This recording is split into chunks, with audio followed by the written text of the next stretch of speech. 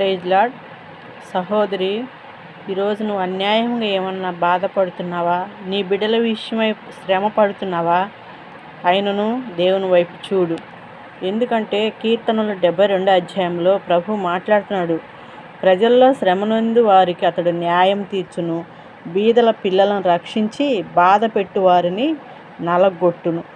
యుద్ధము యెహోవాదే, ప్రతిదీ యేసయ్యకు అప్పగిద్దాం. యేసయ్య మన పక్షముగా న్యాయం తీరుస్తాడు. ఆయన సమస్తము ఎరిగిన దేవుడు.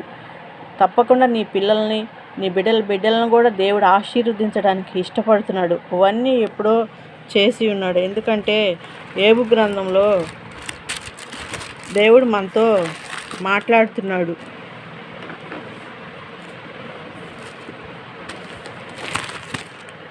ఎవడనూ తెలుసుకొనలేని మహత్కార్యములను, లెక్కలేనన్ని అద్భుత క్రియలను ఆయన చేయుచున్నాడు.